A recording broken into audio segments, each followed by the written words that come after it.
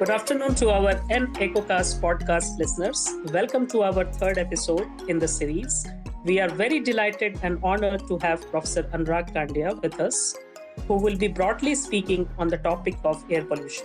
Dr. Kandya is currently the coordinator, Office of the Environmental Engineering, and working as an associate professor at the Department of Civil Engineering, the School of Technology, Pandit Deendayal Energy University, Gandhinagar, India. He is also leading university's team as a Schedule 1 auditor to Gujarat Pollution Control Board in Gandhinagar. He has completed his PhD in the field of urban microclimate from IIT Delhi in 2015, MTech in Environmental Engineering and Management from IIT Delhi in 2006, and Bachelor's of Engineering in Civil Engineering field from LD College of Engineering, Ahmedabad, 1999. He has a consolidated experience of over 24 years of teaching and research and have worked with various institutes like IIT Delhi, ISRO Ahmedabad, Indus University Ahmedabad, CEPT Ahmedabad, to name a few. He has also authored a book titled Elements of Civil Engineering, which is now used as a textbook in many engineering colleges of India. Also, he has published a couple of more books and also a design patent for roadside green shelter using bamboo, and he has over 20 research papers in international journals, more than 50 research papers in international and national conferences. His current research work is in the area of urban environment, and he is here with us today to speak broadly on the topic of air pollution. All right, so first of all, Dr. Kandya, welcome to our EcoCast podcast session. It's an absolute honor to host you. It is a great delight for me as well that I am speaking to one of the learned people of the country, talking to IIT Jammu, and really excited to share my views on the air, as what I say, air we share. So extremely happy, and we'll discuss more on different issues of air quality. Right, Dr. Kandya, air we share. Yeah, that's such a provoking thought. So, Dr. Kandya, I would like to start with a fact on air pollution, actually, which is like a recent fact that I have came across, that it could be termed as the greatest environmental threat and accounts for nearly 7 million premature deaths every year. If that's right, maybe you can correct this fact. And also, what information I have on the current state situation is that 99% of the global population are living in a place where WHO's strictest air quality pollution guideline were not compliant. And we can really imagine the scenario getting worse with times to come. Hopefully not. But Dr. Kandya, now that you have worked so much on air pollution and studying its wider impact, including the indoor air pollution also, and you have such a good basics and advanced understanding of this topic, you have kind of, the knowledge which we all would like to, have from you today. So what do you think where the world is heading towards, and what's your thinking on the overall situation of the indoor as well as the outdoor air quality that we live in? You're absolutely right that as what you mentioned, that more than 7 million people, they had met with fatalities, and that is absolutely correct. In fact, you're very right saying that 99% of the world's population is living in places where the WHO air quality standards levels are not met. If I go more focused on the statistics, 6.7 million premature deaths are annually witnessed just because of air pollution. Now, the moment the word air pollution comes, mostly we talk about outdoor air pollution. And here I would like to bring some light that there is a very important focus which we now need to put forward on indoor air pollution. Because 80% of the time, we are inside our closed environment. So there is a difference between open environment and closed environment. And because we are now having a very high residence time inside our rooms, we have to focus typically what is the type of air which we are breathing in. So in countries like in developing countries, including India, like if I go to the rural places, now normally our perception is that the quality of air in the rural places is good. I agree that the quality of air is good in the rural places when you talk about ambient condition. With the moment you peep inside their houses, in the time where they are using their chulhas for cooking food, and because of the improper combustion, the type of carbon monoxide and the particulate matter concentration, that is rising, that is really, really very scary. So rural places are also having, it's something like, if you talk about a city, you will have the outdoor environment little more scary. The moment you go to a village, you will have the indoor environment sometimes becoming very, very scary. So every place is coming with different type of complexity and different type of strategies to be actually implemented for improving the air quality. Finally, this overall objective is that we need to talk about the improvement in the health of the people. If I talk about the, at a global level, there are studies which point out that 2.3 years per person, like you talk about one person, 2.3 years, he is shortening his lifespan just because of the bad air quality. Now, this is at a global level. If I just talk about the South Asia, then this number becomes little more bigger. If I just talk about India, then it is around 6 to 7 years. There is a shortening of the lifespan on an average. This is the scary thing which now we need to actually register, that how do we solve this? Now, we will have a lot of facts and figures. If you go to the ministry's website, if you see the Central Pollution Control Board, we will find that there are many cities which are now becoming non-attainment cities. Initially there were 102, then there are 122, and now if you see the status, there are 133 non-attainment cities in India. Now, if you just see the population of these 133 cities, that number becomes a very important, a big fraction of the total population of our country. So keeping that in mind, definitely, there is no second opinion. We have to talk about some type of development which is really inclusive. I don't say that development should not be there, but it should not be at the cost of the health of the people. If there is a shortening of the lifespan of the people, then definitely the developmental model needs to be questioned. Thank you, Dr. Kandya, for setting up the stage and giving such an amazing introduction. Since we are talking about air pollution and air quality, I would like to know your views and experiences about indoor air quality in different workspaces. Let's say about offices, classrooms, labs, gyms, where there is a gathering. And what are the potential hazards which are overlooked at these places, and common practices which can be, practiced or avoided to overcome these hazards? Yeah, it's a very, very relevant question. As I said earlier, that we really need to focus on indoor air quality. The first thing, have we checked our indoor air quality? How many people are really aware of what is the type of air quality we are breathing in? As a guideline, normally we say that the CO2 levels, if you talk about the urban settings, the CO2 levels should not be more than 1000 ppm, or typically 400 to 500 ppm above the outside concentration. Suppose the concentration in the ambient setup is around 500 ppm, then inside should not be more than 1000 ppm or 1100 ppm. So have we checked? I have seen places where this concentration is more than 2000 ppm. This is the typical concentration where I'm subjected to for around 6 to 7 hours a day.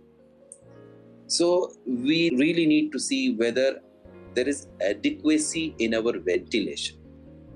Normally, when you're going for your air conditioning setup, now India being a typical hot and dry country, overall, like if you talk about Gujarat, Delhi, or if you go to Madhya Pradesh, we will find that typical that it's a hot climate.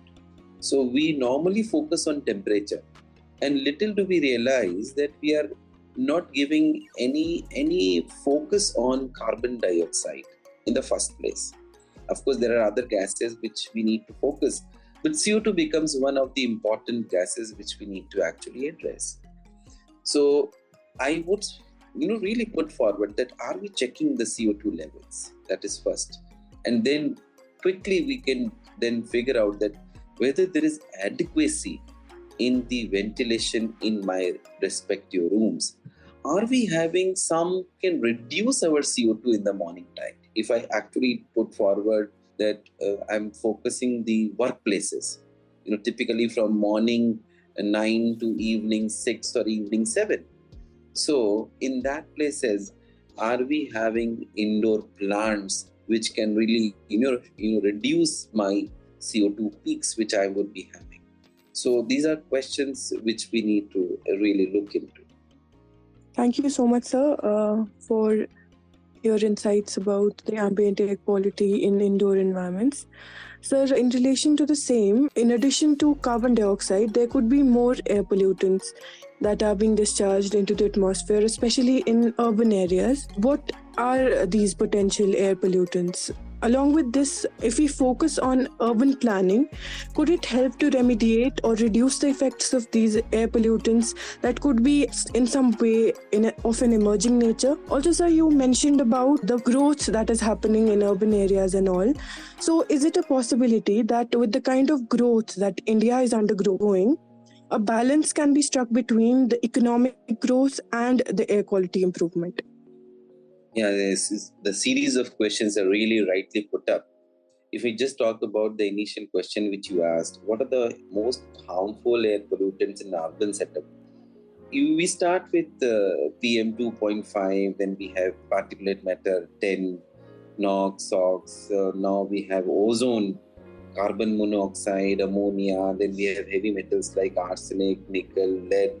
If you go back to the National Ambient Air Quality Standards, we have these 12 pollutants listed, including the volatile organic carbon like we have benzene, benzopyrene. So these are all series of pollutants, and in fact, there are emerging pollutants also.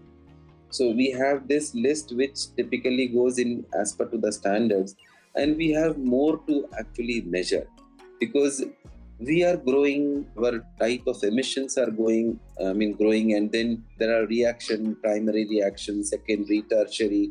So we have different type of pollutants generated as these series of the reactions are taking place.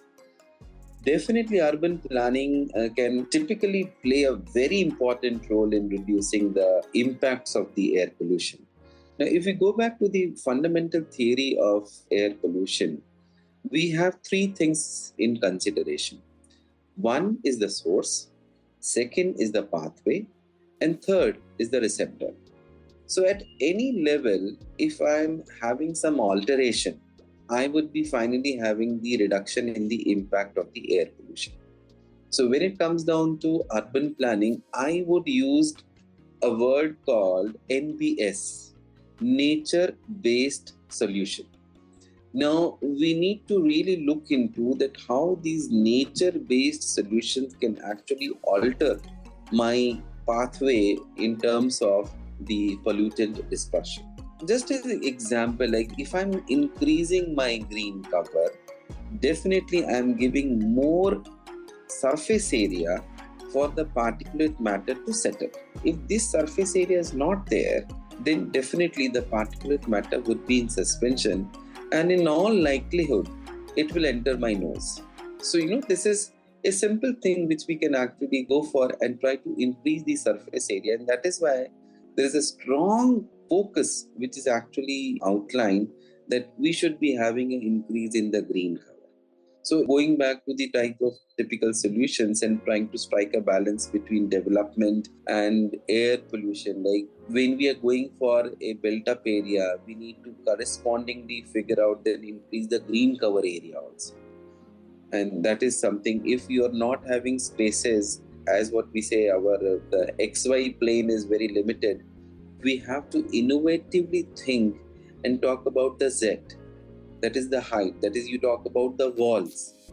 Are the walls effectively utilized and turned into a green space? Now, this might be, putting as a big question on the entire civil engineering community, that have we developed enough and that we are able to turn these walls of the buildings to something like a green wall? To my experience, I have not seen a very strong green wall across my city. I hail from Ahmedabad, Gandhinagar, but I have not seen green walls.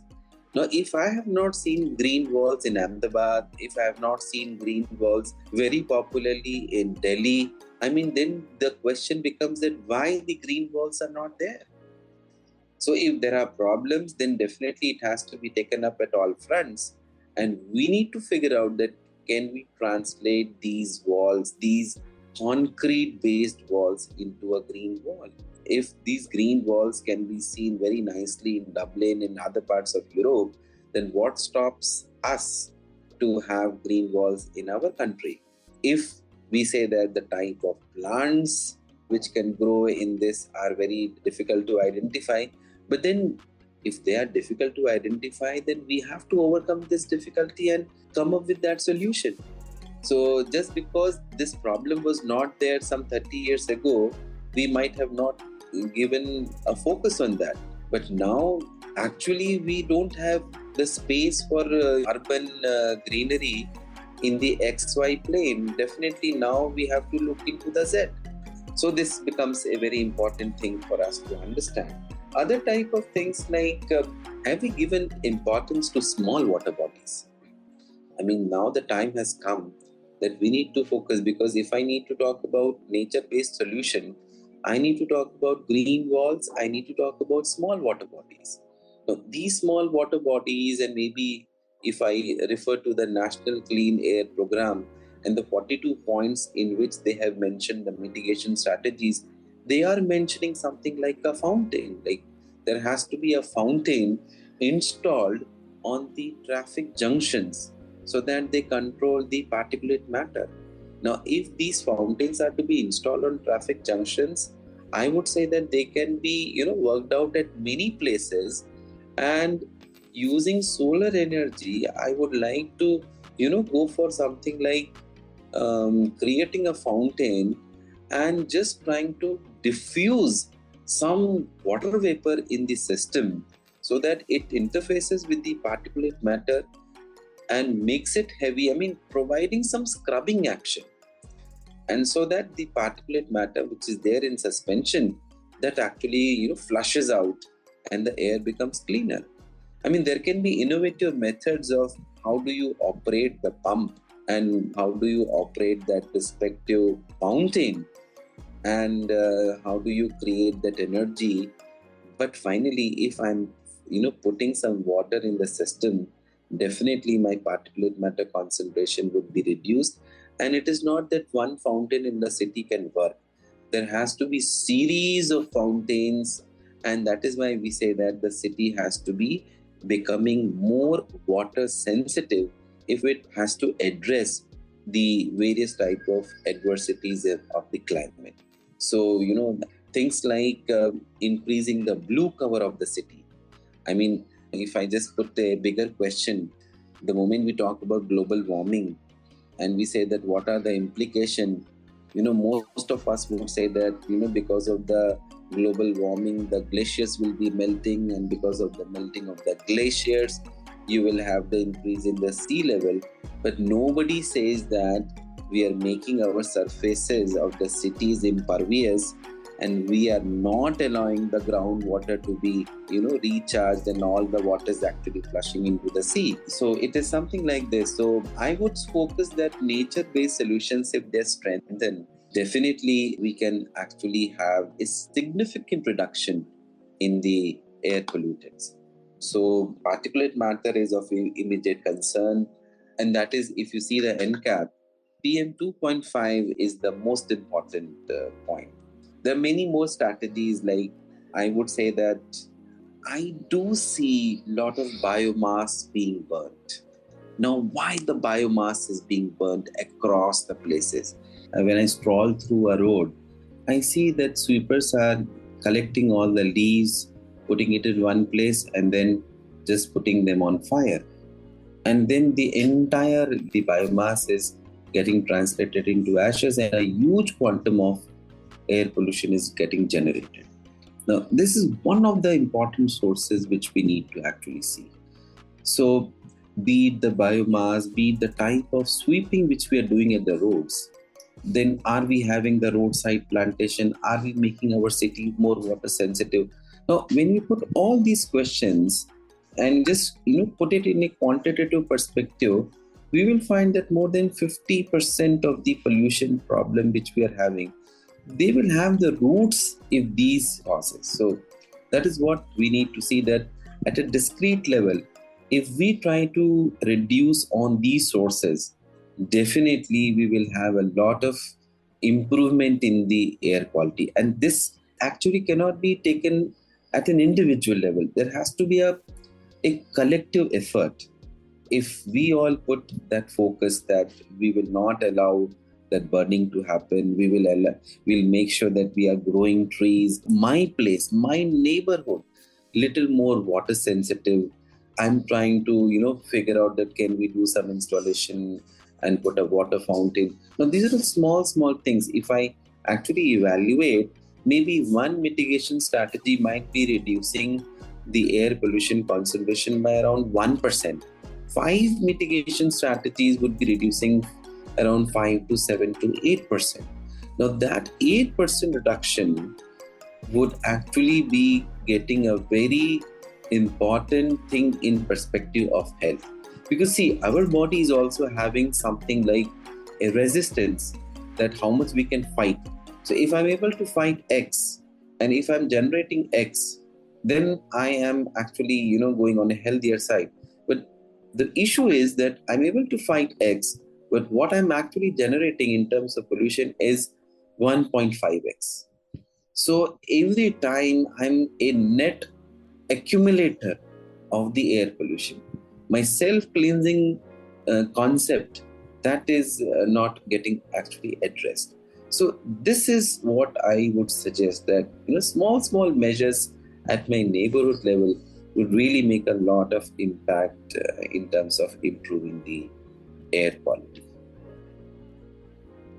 Thank you so much, Professor Kandya, for the valuable insights on air quality in outdoor ambient environment and indoor environment as well. Sir, as you just mentioned, the exposure to PM 2.5 is the most critical one.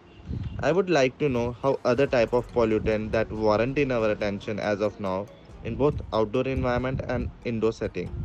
And moreover, it would be intriguing to explore how variables such as weather pattern and indoor ventilation impact as PM 2.5, and what measures can be implemented to mitigate these risks, fostering a cleaner, healthier environment.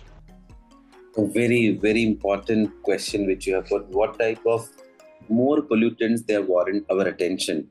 So as I said in my earlier description, like we have PM 2.5, then comes PM 10, NOx and SOx. Now, NOx is again a very important pollutant because it is linked with a type of combustion process and the respective temperature. So the moment we are crossing a threshold of a temperature, the nitrogen reacts with oxygen, then there is a formation of NOx. If we are having fossil fuels and which are bound to have sulfur, so sulfur-based fossil fuels, you see coal, you see petrol, diesel, so on and so forth. So if these are all having sulfur, then if they are used heavily, then you will have a huge generation of sulfur dioxide. Now, sulfur dioxide itself is a primary pollutant. It interfaces with water, it leads to H2SO4, and then if it comes down, it is actually an acid rain. And then again, series of other type of reactions are also there. So these are all pollutants. Now, if I see in terms of emerging pollutants, for example, a pollutant which was not there some 30-40 years ago, I would say ozone. Ozone is again a very tricky pollutant because it is a secondary pollutant. So if we are able to control the primary pollutants, if we are able to control those conditions, then I would say that the problem of ozone would not occur.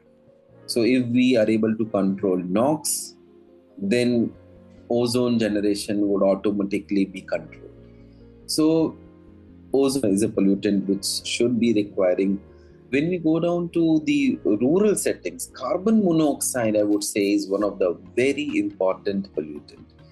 Of course, PM10 and PM2.5 are there, But carbon monoxide, the way carbon monoxide would be impacting the human health, it is really disastrous. So that really warrants our attention. Now, that is typically, we are not seeing urban areas in urban settings where we are having a better type of fuel combustion. But in rural areas, definitely it is important. And that is why, if you see, many of the clean development carbon credit projects, they are linked with what people are trying to do is they're trying to identify the people who are using substandard or some type of chulhas which are generating lot of smoke. So they're trying to replace them and giving them good quality chula, and then trying to compute what is the typical reduction, and such projects are getting qualified for carbon credits. And this actually is leading to a lot of wealth generation also. So point is that these are all pollutants like PM10, 2.5, carbon monoxide, ozone, heavy metals like lead, then arsenic, nickel. They really warrant our attention. Now, you also mentioned a word called weather. Now, I would say weather plays a very important role in the type of air quality we are breathing in. We typically compare summer and winter. You will find the air quality in winter much bad, inferior than to that of summer. It is just because in the summer season, by the virtue of the temperature, we have a higher mixing. If you just see the planetary boundary layer, or I should use the word the mixing height is higher in the case of a summer season than to that of a winter season. So just because of the temperature itself, we are having the changes in the air quality concentration, emission remaining the same. So if the people are, they are having that awareness that what time they should be going for deep breathing. Now, if I just talk about a winter season, and if they are going on a roadside where, lot of vehicles had traversed in the previous night, and in the morning time, they are going there on the roadside before the sun has risen, and then going for a deep breathing, I must say that they are actually going for an injurious condition. Because that type of air, if it is really penetrating deep inside your body, it would have much, much, much bad effect than that what you're trying to gain by doing a morning exercise. So weather patterns really have a very strong impact. We should be careful that where are we going for exercise. We should be careful that what time are we doing the exercise. In fact, we should also be trying to see that the location which you're trying to go for your exercise, that should be really checked. For example, if you can do your exercise on the 10th floor, on the terrace, rather than doing on the roadside. Because as you go up, the air quality improves just by the virtue of the increase in the wind. That would really help. These are all small things. You choose the location where you are going for your exercise, you choose the time of your exercise, like that. And why I'm emphasizing the exercise word? Because it is this particular slot which is leading for deep breathing rather than the normal breathing actually what you are doing for. So these are all small things. Of course, this really need to be put forward to the public in a very lucid manner, so that a common man can understand it well and then can take proper actions, proper precautions. All this will help in improving their health. Dr. Kandya, you spoke about how concentration of gases such as carbon dioxide accumulate in a closed space. Now my question is that there has been a number of cases recently in which people are dying in closed spaces such as concerts where there are crowds such as gyms. And if I try to be more contextual to Gujarat, there were deaths reported during Garba. So do you think that this can be somehow linked with air pollution or air quality or the air pollution at that moment? The deaths which we have seen in gyms, definitely one needs to check that what was the air quality, because I do have a doubt because many people, for example, 40 people inside a gym, and we are really not aware of what type of ventilation. Now, just for example, if we see the ventilation rate, it should be around 8.5 liters per second per person. Something like, you design, or somebody needs to check what is the air changes per hour. So are the people who are going for, designing the gyms and other things, are they checking them? Now, this can be one reason. So the deaths which we are seeing in the gyms, definitely, if not air quality is the sole reason, definitely it would be playing some important role in such type of deaths.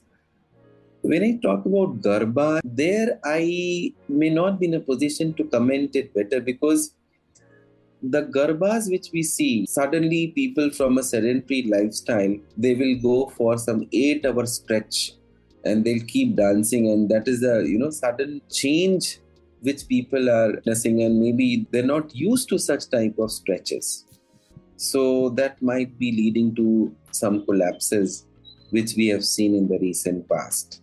But Garbas are happening outdoor, so I really have to check whether air quality could be the reason. I'm unable to comment on that.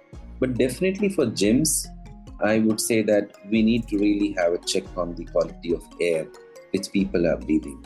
Because the delta T which we are having for the air pollution to impact on the human life, especially when it talks about the CO levels. Of course, in gyms, when you talk about it, has to be CO2 level. But definitely, maybe if the CO2 levels are really exceedingly very high, 5,000 ppm, 8,000 ppm, 10,000 ppm, then people who are a little more sensitive might have a bad thing and they go for a collapse.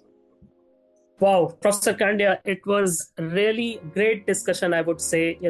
We discussed a lot about, the air pollution, both the indoor air quality as well as the outdoor air quality, the impacts, the situation, the problems, the solution that we can offer, both at the urban level as well as the rural level. We discussed about the indoor air pollution more, where we, given the fact to the audiences that the people need to be more aware about the indoor CO2 levels, which should not be more than typically, I think you said 400 to 500 ppm than the ambient CO2 level. And the type of practice we can follow, such as, the kind of plants we can keep around inside our home to further reduce the impact of bad indoor air quality, which needs further research, of course. And throwing some more light on, indoor air quality, you also discussed about the significance of the air changes per hour, which is also very essential for a proper ventilation. You also talked about, in the earlier discussion, that the water pollution, like water pollution, it is also quite important to, understand the air sample as well, which may comprise a series of emerging contaminants, similarly to, water pollution. And, that also needs to be further explored for the betterment of the, understanding the air quality. And we also discussed about the nature-based solution, including green cover, where you highlighted the importance of, kind of a habitat, which is has to be very coherent with the infrastructure development. And the green world topic is something that is quite interesting, Dr. Kandya. I will explore about it more, and I'm sure our audiences will also explore about it, which is and may be prioritized in many nations, especially the developed countries or the developing countries as well, where a solution framing policy in the infrastructure sector could be further, renounced. You also thrown impact on the small water bodies, which are also very important for mitigating the higher levels of particulate matter, the regime that they follow, and the kind of practice we can do around these small water bodies. You also included the use of advanced technology of the solar energy to operate a series of water fountains. For example, a sustainable, technology, I would say, which really needs a greater attention where urban development has been planned, right? Also, I think the burning of biomass, majorly the agro biomass, has been pointed, where a huge quantum of air pollution is being generated, which needs serious addressal, of course. And we have seen in New Delhi how the nearby provinces, the things are affecting the New Delhi's, especially when the agro biomass is being burned nearby. We need to think about curbing such bad practices, of course, where a collective effort, what you said, is that what is important, and not a discrete or individualistic approach, which is what we call a holistic approach, that we must make a collective effort to address any challenges in our society. Also, the threshold of air pollution, which is kind of pointed out as a more cumulative, in terms of the quality one is exposed to, and hence the impact goes hand in hand, right? We talked about the primary and secondary air pollutant also, whereby controlling the conditions that is responsible to their generation, and one can control the production of NOx and SOx and emerging air pollutants. A better fuel combustion technology and other recent practices that we have kind of accepted, such as involving carbon credit projects, and in identifying less smoke cooking fuels, which could be promoted for a better air quality around. We also discussed on the effect of air pollution related to the climate changes, where seasonal conditions are also quite critical to understand. Dr. Kandya, it was pleasure to have such in-depth analysis and thorough go through about the air pollution, and I'm sure the audiences would like to further interact with you. So would you mind if we kind of also present your email ID or somewhere to further interact with you in case they need, on our Spotify and Amazon Music links? Would it be fine with you? Definitely. I mean, I would be so happy. Please share my email ID, which is akandya@gmail.com. And I would be so happy to have the feedbacks and, in fact, more importantly, the suggestions which come from the people across, that what type of challenges which they are facing and what are the typical solutions which can be outlined and put forward. Because I'm very disturbed by the very fact that when I talk about India, I get a number that 6 to 7 years are shortened from the average lifespan of an individual. So this number really, really disturbs me a lot. If you talk about a global studies put forward that it is 2.3 years. I mean, numbers can be challenged. I don't stick to that number.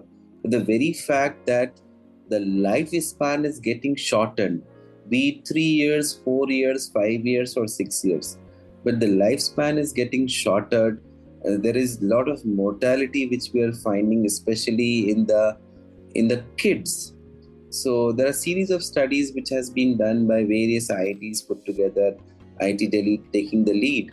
I would say that, yes, somewhere down the line, many measures have to be taken. So people responses, type of solutions which they foresee, which are implementable, which are cost effective, all this put together, definitely we can see a better India, stronger Bharat under the leadership of our Honorable Prime Minister. So we really need to work hard. All researchers need to really put forward.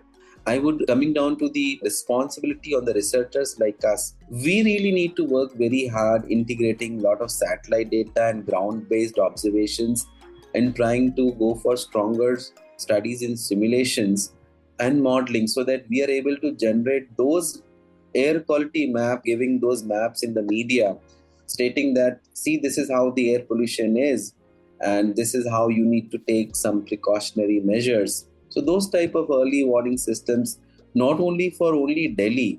I mean, we just see that early warning system is there in Delhi, which is yet to be, translated to common people. But this has to be there for all the non-attainment cities and in fact all the cities. Right. So there are many things. So do share my email ID and lovely talking to you and to the entire team, and definitely we look forward connecting with IIT Jammu and wanting to work more with you in this particular domain. Likewise, Dr. Kandya, I mean, when you talked about this human health, I was teaching the other day to the students, the topic was air pollution. And one thing that, I would like to, I know the session is almost coming to an end, but I'd like to end with one question to you on this air pollution, which is specifically related to the pregnant women. And we have seen the impact of PM 2.5 on their mental stress, as well as the preterm delivery that is kind of documented in most of the developed countries already. So that's quite challenging also to understand the level of impact that we are heading towards, and the origin of all these pollutants of course needs to be understand a lot better, but the impacts on health is also something that I think we should be cautious about and aware. And do you have any suggestions, Dr. Kandya, on how to really deal with particulate matters impact, especially what our women are going through? Yeah, I mean, you very rightly said that. We have seen studies like the various medical research papers have outlined that air pollution has impacted the pregnant women a lot. And we are seeing a very specific type of mortality in the 1 month, 2 month, 3 month babies. So, yes. But when it comes down to solutions, it's like the air we breathe in, like it's all across. So the type of air which I breathe and a pregnant woman is breathing in. So when it comes down to precaution, I mean, then we have to see that I take my personal care and I try avoiding to those polluted areas because I may not be in a position to control the entire process. So there comes the thing that I have to be a little more cautious and avoid my exposure. And when it comes down to actually addressing to the issue of PM 2.5 across the T's, districts, state, then we have to be more focused on the type of sources which trying to put forward. So starting from that, what is our shift towards cleaner energy? What is our shift to utilizing the public transport rather than using our own vehicles? What is our shift to going for a concept of dynamic carpooling? What is our shift of having barren wall and trying to move towards a green wall? What is our shift to having small water bodies? What is our shift of having roadside plantation? What is our shift of translating the entire surface runoff into a groundwater recharge? What is our shift of utilizing local materials, natural materials for building construction? What is our shift for having roof, having lot of plantation, and we talk about a cool roof? So these are all things, somebody at a bigger level, like not every government should do, but there are things which the individuals can also do. And the only thing is that we researchers need to quantitatively bring out the benefits and make these things. This is how you can personally get the benefit. I was really looking forward that can the researchers quantify and figure out a working strategy for the people to implement. Just take the small example that do we have a discrete composting plant for a small society of, let's say, 400 people? Now, if I talk about Ahmedabad as a city, the population is around 80.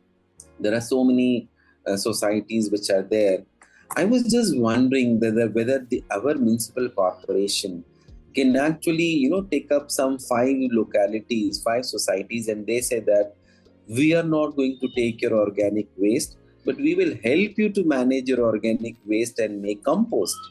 And maybe they experiment it for, let's say, 5 months, 6 months, and bring out the success story. And then say that this is the compost which we have made. Now, if these 5 localities can make compost and green their spaces, why not 500 other societies can do the same? Because typically what is happening, this organic waste is going to landfills. And in landfills, when there is a degeneration of this organic waste, it is leading to the generation of methane, which is another greenhouse gas. And then we have the burning of the methane, and then we have the increase in the temperature. And then we cry for if methane is going up, and then the CO2 levels and the temperature is going up. So the problem has to be fixed at a root level. That is how we would like to see. So not that things can change in a day, but definitely some baby steps have to be taken. And some people, if they start this process, my gut feeling says that then there will be a domino effect. You will have 1 becoming 2, 2 becoming 4, 4 becoming 16, 16 becoming 256, and the story goes on for lakhs and millions and crores and so on. And that is how, if I see the larger perspective outlined by our Honorable Prime Minister of Swachh Bharat Abhiyan, then at least one thing what we are seeing is that the people have started being sensitive. Now we have to take the sensitive people to the next level and incorporate all these things so that we breathe a good quality of air. I mean, I would really, want that this number of the reduction in the lifespan of an average Indian, that number of years should really shrink, and how nice it would be that it tends to zero. So, I mean, of course, that is a distant dream, but I want this number to be very, very small. So all these efforts, definitely, we all need to put research outline to be, the working outline to be brought out by the researchers. Things should be going to our research papers, and research papers should be going to the municipal corporation, and then they would try to implement. And of course, municipal corporation should also take some active lead so that, they adopt few localities. How nice it would be that if this podcast actually, is being heard by my municipal corporator, and he takes up that, okay, including the society where I reside, he decides that, okay, now we will take these 5 model societies and we'll try to, make them manage their organic waste, and at least we'll solve this small delta problem, and then we integrate it to the entire city. So there are many solutions which we need to actually outline. In fact, if we see the National Clean Air Program, the Ministry of Environment, Forest and Climate Change, that document has already outlined 42 important points. I mean, we should pick up some points which we can do at an individual level. And now it is very interesting, the green credit mechanism, the green credit program is intensifying the efforts which the individuals and the societies and group of people are putting. So it is actually linked with that monetary benefits also. So that's how the story goes on. Right, Dr. Kandya. I wish we could have extra time, and I was very much into the zone of listening to you, and it's like a fairy song that was going on, and I'm sure this collective effort with the help of government policies, schemes, individual approach, but needs to be collaborated with the corporate sectors as well. Like municipalities also is going to be one of the major stakeholders in curbing these air pollution challenges in countries like India. And yes, the message is clear, I think, from your side, that the researchers needs to be more problem oriented, and they should think about the real challenges that is lying ahead of us in the next 10 or 15 years especially. So that's a great message. I think the scholars working in this domain, I'm sure Dr. Kandya would like to listen to you over and over again, and I'm very hopeful that we will meet very soon again in form of any conferences or workshops or any invitations from our side or your side, and we will then talk without any time limit for sure, and we will just remove our watches. It was pleasure. It was pleasure, Dr. Kandya. I mean, that's something that that made my Sunday for sure, and I'm sure our audiences would also had a pleasure to listen to you, and it's a great feeling for us. Yeah. Okay. Yeah. Thank you. It was lovely. Let's be in touch. Yes. Okay. Yeah.